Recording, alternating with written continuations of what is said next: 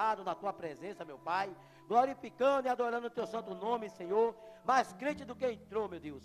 Então, meu Deus amado, que o Senhor seja com ele, seja com a sua família, meu Pai, vai guardando e vai livrando de todo o mal, meu Deus amado, que nesta hora, Senhor, já te agradecemos com a certeza da vitória, em nome do Pai, em nome do Filho, e em nome do Espírito Santo de Deus, e todos que creem, diz, amém. E graças a Deus, é amado e querido Deus, deixa Deus te usar, meu irmão, em nome de Jesus.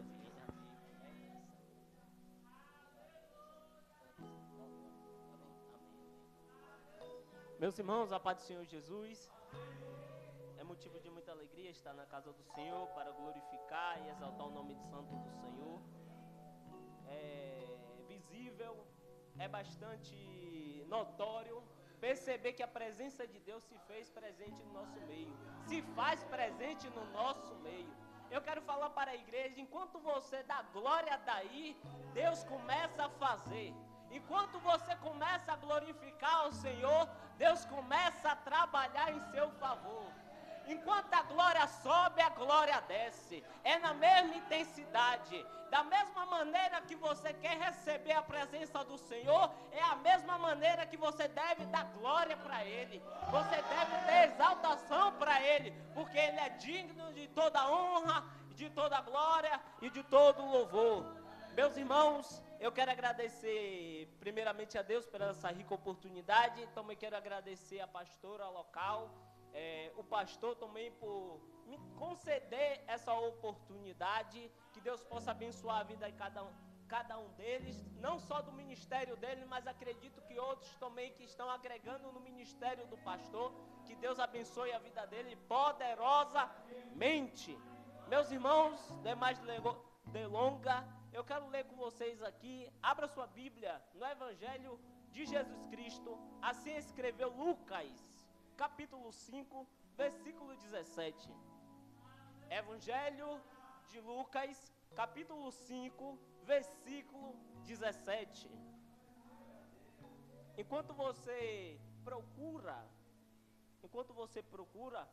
eu quero externar minha gratidão também a Eliane, a meu tio Nilton, que sempre esteve ali, sempre me motivando a prosseguir nessa caminhada.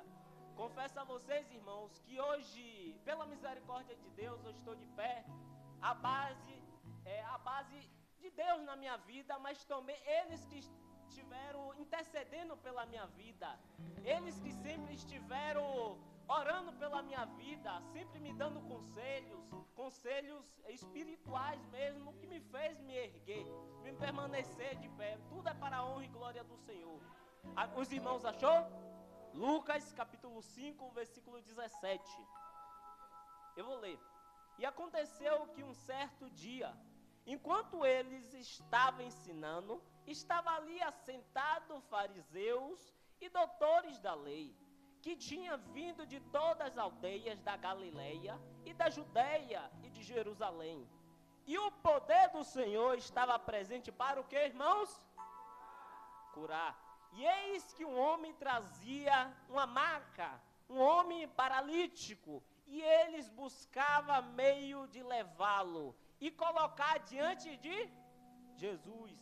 E ele, não encontrando caminho pelo qual pudesse levá-lo, por causa da multidão, subiram ao telhado e desceram por entre as telhas, com sua maca para o meio diante de Jesus. Versículo 20. E ele, vendo a fé deles, disse: homem, os teus pecados te foram perdoados. Homem, os seus pecados foram perdoados. Sente dando glória a Deus. Meus irmãos, é bastante interessante essa palavra. É bastante conhecida pelos irmãos. Quem é leitor bíblico sabe, quem é leitor da Bíblia sabe, já passou por essa passagem. Essa passagem está escrita nos três evangelhos tido por nome sinótico. Evangelho sinótico. O que é evangelho sinótico, Jonatas? É evangelhos repetidores, ou seja, são fatos que fatos que percutiu, fatos que teve uma comparação, mas com autores diferentes. Todos eles contaram a mesma ação, mas de forma diferente. No livro de Marcos, Marcos escreve sobre essa passagem. No livro de Lucas, no livro de Mateus também tem essa passagem. Mas o que me chama interessante dentro dessa passagem é que no livro de Marcos, a Bíblia já começa narrando, dizendo que Jesus entra numa cidade. Ele entra na cidade e vai para a casa de um homem. A Bíblia não fala o nome desse homem. A Bíblia não fala o nome desse homem, de quem Jesus vai até a casa. Mas uma coisa eu tenho certeza, que Jesus foi lá naquela casa. A Bíblia fala que Jesus entra em Cafarnaum e vai para uma casa de um homem que não... A casa de um homem que a Bíblia não descreve o nome dele, mas porém Jesus chega lá. E quando Jesus chega lá, a Bíblia começa a dizer que Jesus começa a ensinar. Jesus começa a ensinar. Mas o que algo me chama a atenção dentro dessa palavra é que Jesus começa a ensinar para quem? Para um público, Jonas. Qual é o tipo de público que estava ali para ouvir Jesus? No culto onde Jesus era um pregador. A Bíblia descreve quem estava ali era fariseu, mestre da lei, fariseu e doutores da lei. Assim a Bíblia descreve. E Jesus começa a ensinar. Mas a Bíblia também fala mais claramente, aqui no livro de Lucas, capítulo 5, versículo 17, ou melhor, 16, que fala que todo o povo de toda a Judéia, Galileia, de Samaria, vinha para ouvir Jesus pregar, vinha para ouvir Jesus ministrar a palavra. Por que, Jonatas? Porque Jesus era bastante conhecido naquele tempo pelos seus milagres, pelos seus prodígios e maravilha, pelo aquilo que o Senhor já vinha fazendo no meio do povo, Então, a fama de Jesus percorria em todas as aldeias, ao ponto de muitos sacerdotes, mestre da lei, se irá contra Jesus, porque eles achavam que era injusto, insignificante o homem tentar afrontar o sistema, porque Jesus sempre vinha para afrontar o sistema. Os mestres da lei, eles sempre tinham o costume de usar a lei a favor deles e regressar contra o povo, ou seja, eles usavam a lei a favor deles, mas sempre Jesus combatia ele. Por exemplo, Jesus sempre falava, com direcionamento, Jesus sempre falava. Eu tenho o costume de dizer, para um público diferente Jesus tem uma mensagem, mas para outro Jesus já tem outra. Eu vou simplificar para você. Para os mestres da lei, sacerdotes e escribas, Jesus falava, já entregava uma mensagem diferente. Qual era a mensagem diferente, Jonatas? Vocês são que nem sepulcro encaiado, podre por dentro e bonito por fora. Vocês têm jaleco, vocês têm manta, mas não é referente àquilo que vocês estão praticando. Ou seja, eles usavam a lei a favor deles, mas não praticavam a lei que eles ouviam. Ou seja, a lei que eles tinham sabedoria e conhecimento daquela lei. Mas a Bíblia descreve que os fariseus estavam ali, mestre da lei estava ali. Mas uma coisa que me chama a atenção, se você parar para observar, Jesus, em toda a sua trajetória, Jesus nunca chegou fazendo milagre. Se você parar para observar, Jesus bem antes começou fazendo o que, irmão? Ensinando. Mas por que Jesus não começou fazendo milagre, Jonatas? Eu não estou falando que Jesus chegou a transformar algo naquela época, não estou falando disso não. Estou falando que quando Jesus chegava em uma casa, ele não realizava logo um milagre, não. Ele primeiro preservava o ensino, porque o ensino é melhor do que a cura. Por que, Jonatas? É porque é muito fácil você ser curado fisicamente, mas sendo que sua alma está indo para o inferno.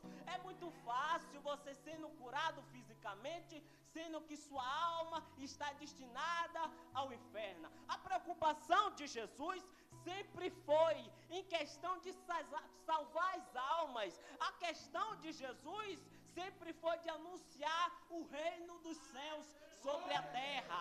A questão de Jesus sempre foi carregar o povo para perto dele. Mas infelizmente, no ministério de Jesus, houve alguns fatos que homens se rebelaram contra Jesus, chamando Jesus de Beelzebul, chamando Jesus palavras torpes, palavras ruins sobre a vida de Jesus. E Jesus tudo o que fazia era o que, irmãos? Coisas boas, coisas maravilhosas. Jesus não atacava ninguém, Jesus não pisava em ninguém, mas sempre as palavras que Jesus ministrava era uma palavra de salvação, era uma palavra de cura, era uma palavra de correção. Mas o povo só estava atrás de Jesus através de quê, irmãos? Dos milagres que Jesus fazia.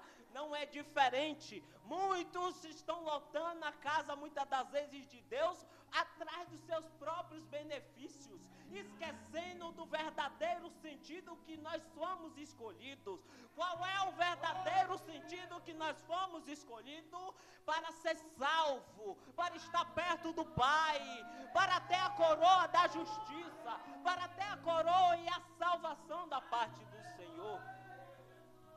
Vemos em uma época, vemos em um tempo, nesse século, que muitas das vezes, muitas lives, muito culto, é muito cheio de muita gente. Muitas das vezes, quando tem um profeta que revela CPF, um profeta que muitas das vezes revela o profundo e o oculto, o povo não está mais preocupado com a salvação, o povo está preocupado com bens materiais, o povo está preocupado com seus benefícios pessoal e esquecendo do mais certo, esquecendo do mais correto, esquecendo do mais principal, a salvação.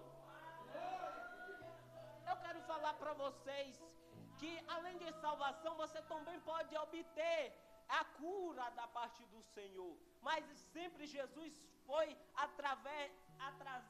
sempre foi para querer trazer uma salvação da alma. Jesus sempre preservava as almas. Jesus sempre ensinava.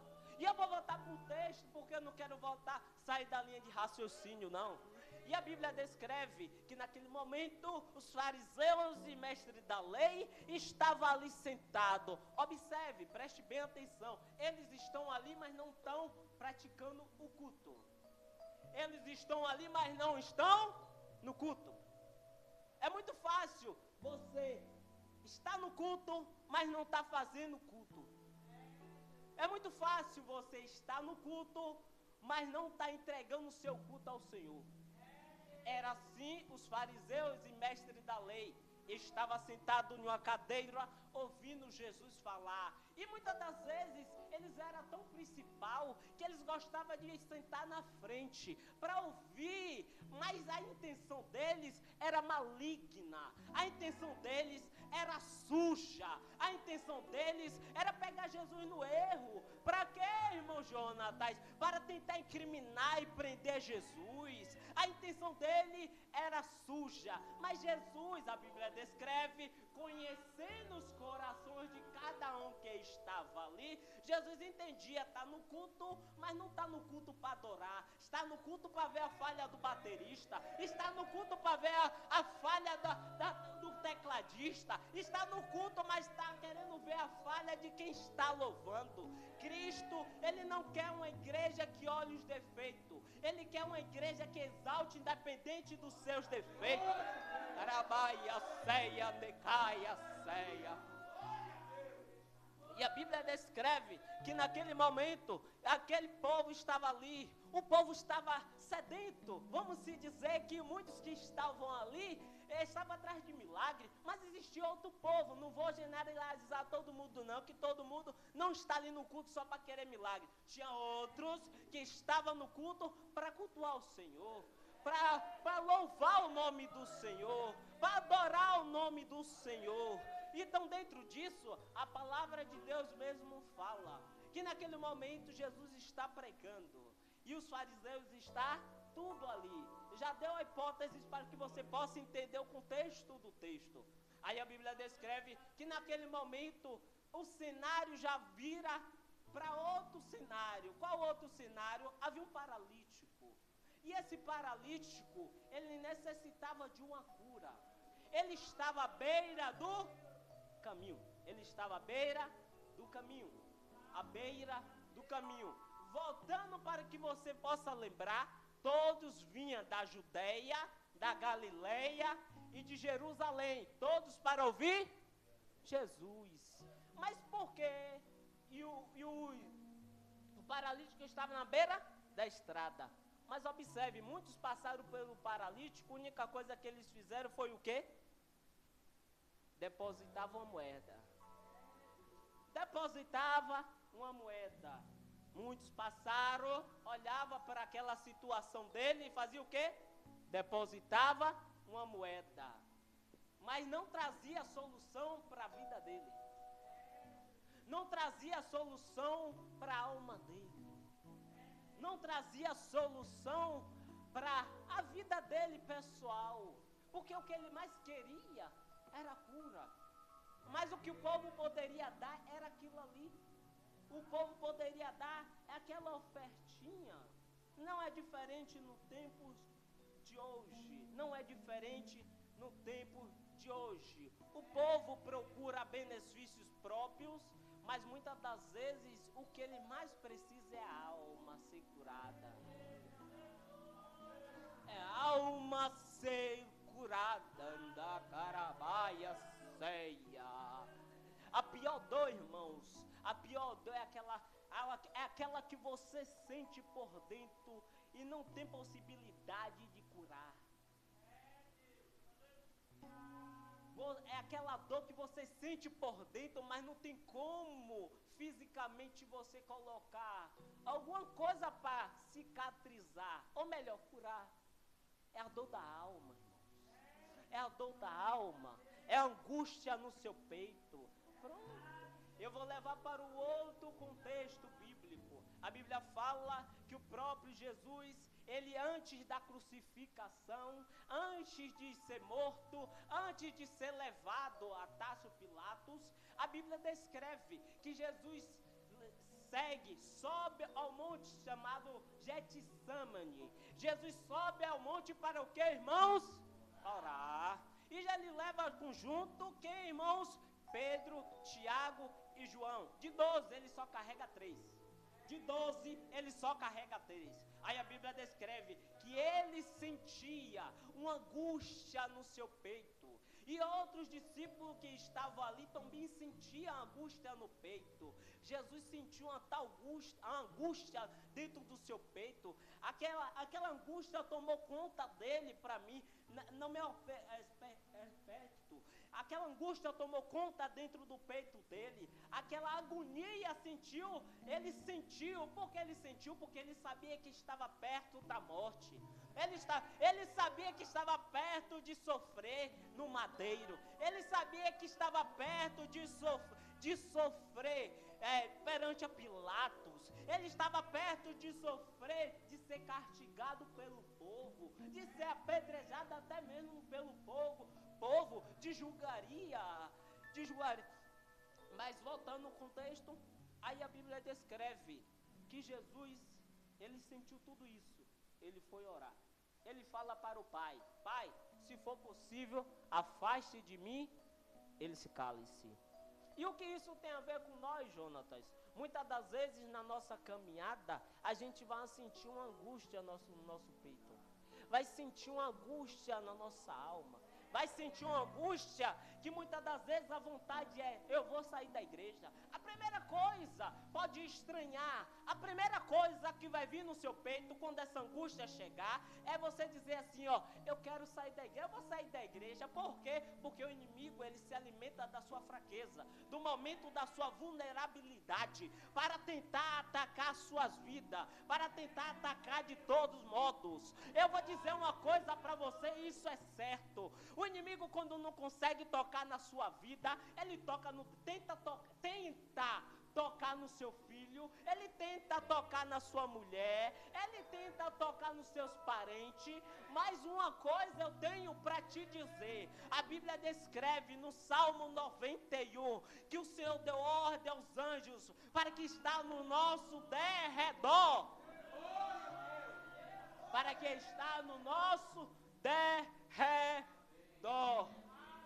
aleluia. Voltando ao contexto, e dentro disso, sentimos uma angústia no nosso peito, sentimos uma tristeza no nosso peito, que é fora do normal. Não vou dizer que é normal não, porque é fora do normal. A gente pensa em retroceder mesmo, a gente pensa em parar mesmo. Quer ver uma coisa? É quando você tem um propósito em mente, está esperando uma bênção da parte do Senhor. Parece que as coisas que apertam, né, irmãos? Parece que as coisas começam a ser doloridas, né? É como se alguém estivesse futucando a sua ferida. Mas uma coisa eu tenho para te dizer, é nesse processo, é nesse momento de angústia, é nesse momento de fragilidade que o inimigo pensa, é nesse momento que o Senhor está extraindo o melhor de você. Está extraindo o melhor de você.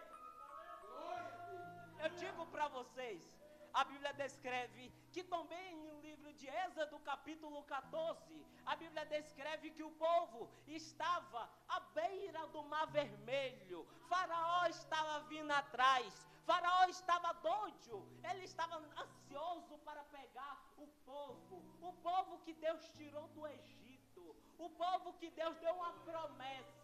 Mas uma coisa eu tenho para te dizer com total convicção. Eu digo para você, no povo de Deus o diabo não toca. No povo de Deus o inimigo não toca. O inimigo pode tentar fragilizar a sua base. O inimigo pode tentar fragilizar muitas das vezes outros que estão ao teu derredor para tentar atingir você. Mas em você ninguém toca.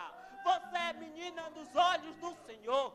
Você não é qualquer um. Não é à toa que o inimigo tenta comprar você por algum preço. E esse preço é bacatela. Esse preço não vai resolver a sua vida. Entrega muitas das vezes os prazeres do mundo. Entrega muitas das vezes soluções que muitas das vezes são passageiras. Mas o certo eu tenho para te dizer. O que o Senhor tem preparado para você é bem melhor. É bem melhor. É muito maravilhoso.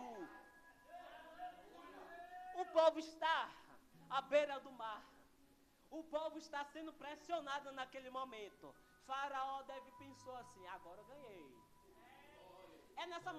É nesse momento mesmo que o inimigo pensa que você ganhou. O inimigo pensa, agora ela está derrotada. Agora eu venço ele. Agora eu dou um ponto final na vida dele. É nessa hora que o Senhor entra com provisão. É nessa hora que o Senhor começa a agir. É nessa hora que Deus começa a trabalhar. É nessa hora que Jesus tem um escape preparado. Faraó vindo atrás, doidinho para pegar o povo, e o povo na frente do mar. O povo deve ter pensado agora, Moisés me tirou do Egito, das panelas, da onde eu poderia comer, se alimentar e ficar farto e morrer de barriga cheia. Mas quem me trouxe para esse deserto para morrer à beira do mar? Sem saída. Mas na frente, Faraó, as carruagens de Faraó atrás. Mas uma coisa eu tenho para te dizer. Observe o versículo 14 de Êxodo, diz assim, ó. Observe, versículo 14. Ó, versículo 2. Capítulo 14, versículo 2. Diz aos filhos de Israel, para que voltem, acampe diante de Pi-Herote. Em hebraico, essa palavra Pi-Herote quer dizer beco sem saída. O povo está em um beco sem saída. O faraó está vindo atrás para pressionar. Mas eles esqueceram de um versículo da Bíblia, que está no Salmos. Eu vou ler para vocês entenderem. Salmos, aleluia. No Salmo 121, Faraó vindo atrás, pressionando o povo. O povo está pressionado, o povo está pensando que vai perecer na beira do mar de Pierote, ali no Mar Vermelho. Está achando que está pressionado, está sem escape nenhum. E está beco sem saída, está em um beco sem saída. Salmo 121 diz assim: levantarei os meus olhos para o monte, de onde me verei o meu socorro. O socorro está nos céus, ó. Eu acredito que eles olharam para os céus e clamaram ao Senhor: Senhor, socorre-me. Arabaia, ceia. Muitas das vezes você vai estar no beco sem saída. Muitas das vezes você vai estar passando por uma situação que tu acha que não tem solução. Mas uma coisa eu tenho para te dizer: que o Senhor vai abrir um escape para você passar. Nem que seja por cima das águas, você vai passar. Mas uma coisa eu tenho para te dizer: você vai passar de pé enxutos. Vai passar de pé enxutos. Porque o Senhor honra com sua palavra. Ele não é filho do homem para que minta, ele não é filho do homem para que se arrependa. Porventura o Senhor prometeria e não cumpriria? Mas muitas das vezes, irmãos, quando estamos na hora das nossas aflições, da nossa angústia, muitas das vezes, as coisas apertam, o beco está sem saída. Aí você passa a pensar: Senhor, e aquela promessa que o Senhor disse que ia fazer na minha vida? Cadê ela, Senhor? Cadê ela, meu Deus? É nesse momento que o Senhor está dizendo: Moisés vai clamar a Deus. Observe. Moisés vai clamar a Deus. A Bíblia descreve que Moisés vai clamar a Deus. E Deus começa a falar com Moisés: Moisés, eu fiz essa promessa ao povo. Eu vou tirar você dessa situação. Na simples palavra que eu penso que Deus tinha falado, eu vou tirar você dessa situação. Moisés, o que você tem em mãos, Moisés? O que você tem, irmão? Mas antes disso, eu vou voltar para o texto para que você entenda. A primeira palavra que o Senhor falou para Moisés: diga ao meu povo que marche. Diga ao meu povo que marche. Imagine bem o povo marchando na frente do Mar Vermelho. O povo marchando na frente do Mar Vermelho. Para outros é dizer: o povo está doido. O povo está doido. Por isso eu digo para você: você vai confundir o inimigo ainda. Tem coisas que Deus vai permitir você confundir o inimigo. É o inimigo dizendo: esse povo é doido, rapaz. Todo dia está no culto. Todo dia está orando. Todo dia está nisso, envolvido na obra e nada acontece. Você está confundindo o inimigo, irmãos. É o inimigo dizendo, é Deus dizendo assim: eu estou confundindo o inimigo. E eu estou recebendo algo da parte de Deus para dizer para pessoas: vai ter livramento na hora do momento da dor. Vai ter livramento para pessoas aqui. Deus está me dizendo que tem pessoas aqui que vai passar por algumas coisas e Deus vai dar um livramento. Parentes seus vai receber o livramento da parte de Deus. Senti da parte de Deus para dizer isso para vocês. E o povo está marchando. O povo está marchando de frente para o Mar Vermelho, sem saída. Ai Deus, mas é o que você tem em mão? Eu tenho um quê? Um cajado. Moisés, tocar nas águas. Mas antes disso, não vamos dar credibilidade ao cajado, não. Vamos dar credibilidade naquele momento, a posição de Moisés naquele momento, não. Vamos dar credibilidade ao Deus que faz todas as coisas. A Bíblia descreve, se você parar para observar e ler esse texto, a Bíblia descreve que veio um vento do norte e abriu as águas. E abriu as águas. E abriu as águas. A credibilidade não estava no cajado, não. A credibilidade estava no Deus agir. No Deus agir.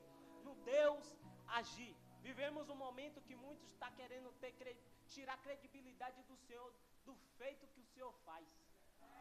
Vivemos num tempo que muitos estão, muitas das vezes, por Deus realizar um milagre, muitos estão querendo colocar pregador, ou quem seja que for, em holofotes. achando que foi ele. Mas uma coisa eu tenho para dizer para vocês que geme dentro do meu coração. É o Deus que faz, irmãos. É Deus que trabalha, irmãos. É o Deus que age no profundo e no oculto. É o Senhor e Ele não divide a glória dEle com ninguém. É sempre para Ele, sempre é por Ele e sempre será Ele que vai fazer. Se Ele não fazer, Ele não faz porque Ele nunca deixa de ser Deus. Mas se Ele fazer, eu digo uma coisa para você: o inimigo pode ficar furioso, mas desfrute da sua bênção. Desfrute da sua bênção. Desfruta da sua vitória. E a Bíblia descreve que naquele momento o povo passou de pé enxuto. Para Faraó era impossível ele passar aquele mar. Mas uma coisa, voltando no texto que me lembrei, observe que o povo estava pressionado, né? Mar vermelho na frente, Faraó vindo atrás. Dentro disso, desse contexto, a Bíblia descreve que Deus ele usou uma das maneiras de parar Faraó para que não alcançasse no povo. Não, eu vou botar um contexto para que vocês entendam. Observe que o povo está a pé. Não tinha cavalo tanto para o povo ir andando, não. Não tinha cavalo para o povo ir andando. Mas Faraó estava de quê, irmãos? Carruagem, cavalo. E mas por que Faraó não conseguiu alcançar o povo de Deus que estava de pé? É porque Deus tem os seus meios. O povo de Deus sempre vai na frente, o inimigo atrás. É Deus despistando, dizendo: você não alcança eles de jeito nenhum. Você não alcança eles de maneira nenhuma. Porque Deus ele tem as suas maneiras. Tem as suas maneiras. A Bíblia descreve que houve uma nuvem para parar Faraó, uma escuridão. Enquanto isso o povo está aproveitando a oportunidade. Irmãos, em meio Deus destabilizar muitas das vezes o inimigo, eu vou dizer uma coisa: aproveite a oportunidade. Aproveite a oportunidade enquanto o Senhor está destabilizando o inimigo. Aproveite a oportunidade. No livro de Salmo, a palavra de Deus diz que Ele quebra os carros e queima os carros, se eu não me engano, queima os carros no fogo, e que diz: aquietai-vos, sabeis que eu sou Deus. Tudo Ele faz pelo povo dele, tudo Ele faz pelo povo dele, mas é impossível, mas Ele faz.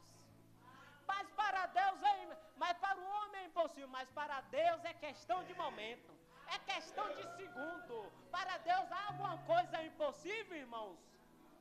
Para Deus nada é impossível. Hoje é culto de quê, irmão? Libertação, né? Culto também de cura também, né? Para Deus há alguma coisa impossível nessa enfermidade que você pode estar? E por que muitas das vezes a sua fé fica oscilando, pensando que para Deus é tão difícil fazer? É que muitas das vezes a gente não está agindo com nossa fé. Coloque a sua fé em movimento, irmãos. Coloque a sua fé em movimento. Coloque a sua fé em movimento. Está impossível? Sua fé em movimento. Está impossível? Sua fé em movimento. Não sei como tem gente que consegue, irmão Nilton, se contentar com a dor, se contentar muitas das vezes com a enfermidade passageira, que isso aqui é profético, passageira que está em ti. Abra a boca, irmãos, e comece a profetizar sobre a sua vida. Enfermidade, você vai até hoje aqui. Enfermidade, a partir de hoje você vai cair fora daqui, no nome de Jesus. Use a sua fé.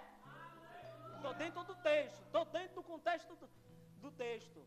Aí a Bíblia descreve que aquele paralítico está ali, à beira do caminho. Muitos passaram e não ajudaram, mas veram 4 homens que não deu uma moeda, eles ajudaram. Tem muitos na sua caminhada, me permita te dizer isso, muitos na sua caminhada que não vão querer te ajudar não vão querer trazer uma solução para a sua vida não, mas vai aparecer pessoas verdadeiras no teu caminho que vai te levar para perto de Cristo. Vai aparecer pessoas verdadeiras que vai te levar para um milagre acontecer na sua vida. Vai ter pessoas verdadeiras que vai te levar para o centro da vontade de Cristo. Ele pega aquele homem, mas a Bíblia descreve que quando ele chega na casa, a casa está lotada, irmãos. A casa está de gente, que o povo era tanto, a porta está lotada de gente, a janela está fechada de gente, tudo lá está fechado de gente, né? Lotado de gente. Mas uma coisa eu tenho a te dizer: a porta pode estar fechada, a porta pode estar cheia de gente, a janela também pode estar fechada, mas uma coisa eu tenho para te dizer: nessa situação você não vai ficar. Deus vai abrir porta onde não tem parede. Deus vai dar estrutura para você passar por lugares que muitos vão se surpreender.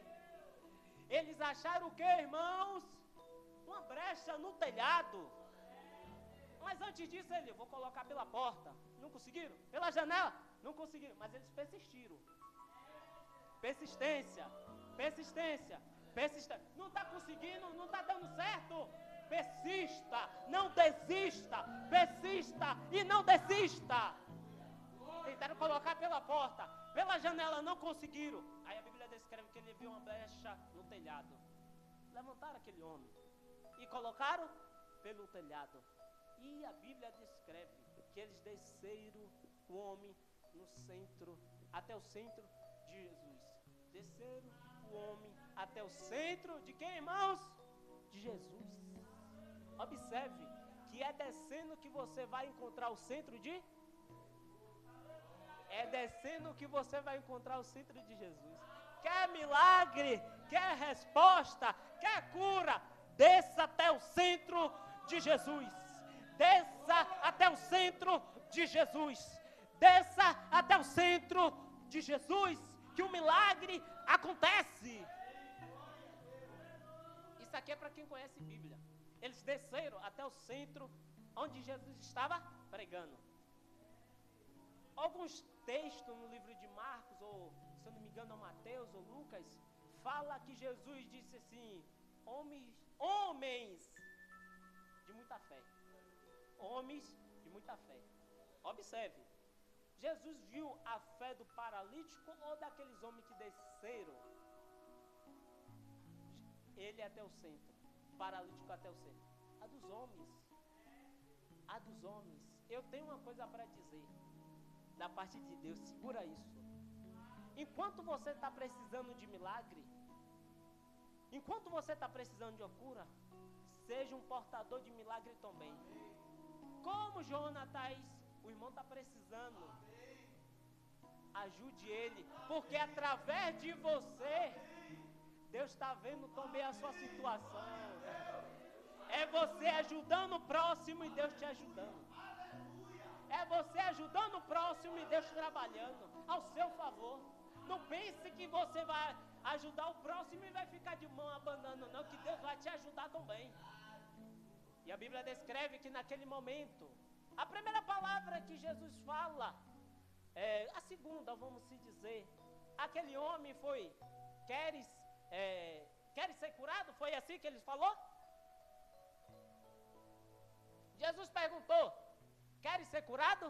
Não. Você lê o texto. A Bíblia diz assim, ó: perdoados estão os seus. Porque o importante não está na cura. Importante não está a cura. Importante está a alma. É melhor você ter uma alma perdoada por Jesus do que uma cura física no seu corpo. E sua alma destinada ao inferno. É melhor você ter uma alma curada e perdoada pelo sangue de Jesus do que você ter seu corpo físico curado e sua alma está indo para o inferno. perdoados estão os seus pecados. E naquele momento Jesus perdoa ele. Mas a Bíblia descreve que no culto tem quem, irmãos? Fariseus, mestres da lei e escribas. Razoaram no seu coração dizendo: quem é este homem para perdoar pecados, se não o tal Deus? Só Deus pode perdoar pecado. Quem é esse homem? Eu vou dizer uma coisa para você, irmão. Para de querer discutir com fariseu. Para de querer ficar se discutindo com fariseu. Fariseu que não acredita no teu milagre. Fariseu que não acredita na sua cura. Fariseu que não acredita no Deus que faz o impossível na sua vida. E eu vou ter uma palavra para dizer para vocês. Vai ter pessoas que vão chegar perto de vocês para desanimar a tua fé. Mas uma coisa eu tenho para te dizer: olha para o autor e consumador da sua fé. Olha para o autor e consumador da sua fé. Observe. E Jesus sabia o que os fariseus, mestres da lei, razoavam no seu coração. Já estou terminando. No seu coração.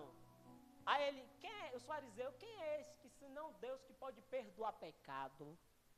Aí Jesus falando, sabendo Jesus que o que ele estava falando no seu coração, no seu íntimo, aí Jesus fala assim: é mais fácil o quê? Perdoar os seus pecados ou levanta-te e anda?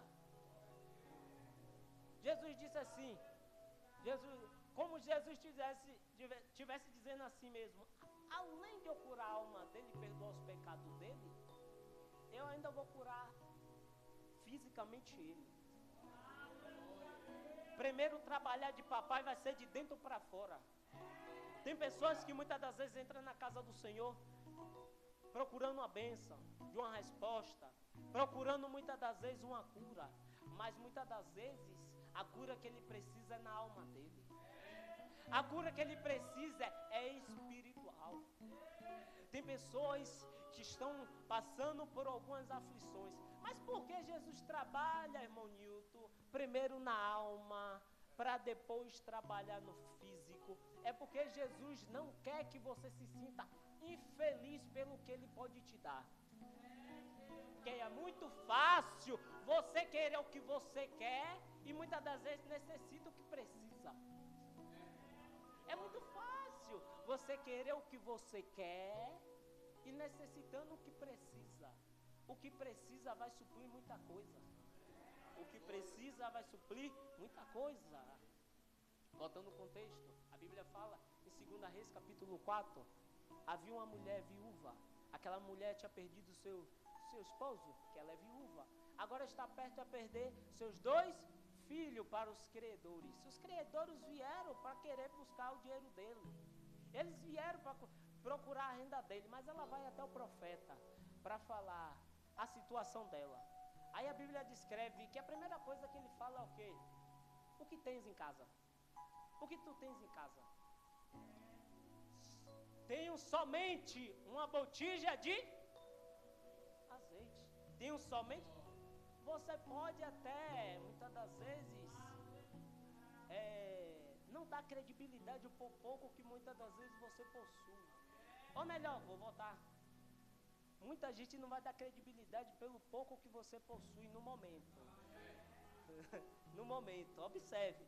Aí a Bíblia descreve que o pouco que ela tinha, ela disse, só tem uma botija de azeite. Aí ele dá uma ordem. Observe que o milagre aconteceu após ela obedecer também. Não existe milagre sem obediência. Só para começar, porque Deus não trabalha com desobediente. Aí a Bíblia descreve que ela obedeceu. Ele disse, vai até a tua casa, fecha a porta sobre ti e sobre teus filhos. Mas antes disso ela falou assim, pega vasos emprestados. Irmãos, quando você escuta uma palavra assim, o irmão Nilton chega e diz assim, você vai até o irmão Nilton e diz, Nilton, eu estou passando por uma situação, e Nilton chega para você e diz assim, vai até em casa, pega vasos emprestados, fecha a porta sobre ti e sobre os seus filhos e deita o azeite. Agora pensando, fisicamente, para que ela vai pegar tantos vasos para um pouquinho de azeite, irmãos? Você acha que ela não já foi crendo, não? Foi? O milagre acontece não quando você chega lá. O milagre acontece ao decorrer da caminhada. É você acreditando no milagre acontecendo. É você acreditando no milagre acontecendo. É você acreditando em um milagre acontecendo. E aí a Bíblia fala e finalizo aqui. E a Bíblia fala que naquele momento ela fechou, ela obedeceu. Fechou sobre seus filhos, a porta sobre seus filhos, pegou vasos emprestados. E a Bíblia descreve que naquele momento ela deitou o azeite. Tem milagre, eita, aleluia. Tem milagre que vai acontecer de porta fechada também. O milagre aconteceu de porta aberta ou foi de porta fechada? É quando você fecha a porta. Mateus 6,6. Entra no teu quarto, fecha a tua porta, fala ao Pai em secreto, que publicamente Ele vai te recompensar. É no secreto. Quando você fecha a porta, o milagre já está começando a agir. O milagre já começa a agir. Quando você dobra seu joelho, o milagre começa a jorrar. O milagre começa a acontecer. E a Bíblia descreve que naquele momento ela começou a deitar o azeite. E eu vou irmão, não posso deixar de falar isso, irmão. Já me deu o horário, mas não posso deixar de falar isso. E ela deitou o azeite. Vem cá, o milagre estava num vaso que estava vazio, que ele pegou emprestado, ou estava na botijazinha que ela tinha em casa guardada? Vou repetir. O milagre aconteceu nos vasos que ela pediu emprestado dos vizinhos, ou o milagre aconteceu, o portador do milagre foi o que ela tinha em casa reservado? Então, tem muita gente que muitas das vezes dá credibilidade e desfora, sendo que o de casa muitas das vezes contém um milagre. Mas uma coisa eu tenho para te dizer nesse momento, tanto fora como dentro. Eu digo uma coisa para você: profeta de casa não tem honra. Eu digo isso para você, que muitas das vezes na tua rua, muitos não dão credibilidade pelo servo de Deus que você é. Porque servo de casa, profeta de casa não tem honra. Mas uma coisa eu tenho para te dizer: ou acreditando ou não, Deus vai fazer. Ou fariseu acreditando ou não, Deus vai fazer. Uma coisa eu tenho para te dizer: ou acreditando ou não, Deus vai fazer. Deus vai fazer. Deus vai operar. Deus vai trabalhar. E finalizo dizendo isso aqui para vocês: que naquele momento ela deita o azeite. Ela começa a deitar e o milagre começa a acontecer. A fé dela agindo e ela deitando o azeite. E o milagre começa a acontecer. Ela encheu um vaso, ela encheu outro, encheu outro. E o milagre, irmãos, foi de tão maneira, tão grande, de tal abastência, que aquele milagre, irmãos, ele disse a si mesmo: agora vai e paga a tua parte e vive do resto. Aleluia! Vai e paga a tua parte e vive do resto. Tem resto que também é surpreendente da parte do Senhor. É resto que muitos não dão credibilidade, mas é do resto. Foi do restinho que ela tinha que o milagre aconteceu. É do restinho que tem que Deus começa a trabalhar. É do restinho. E assim eu agradeço a oportunidade em nome de Jesus.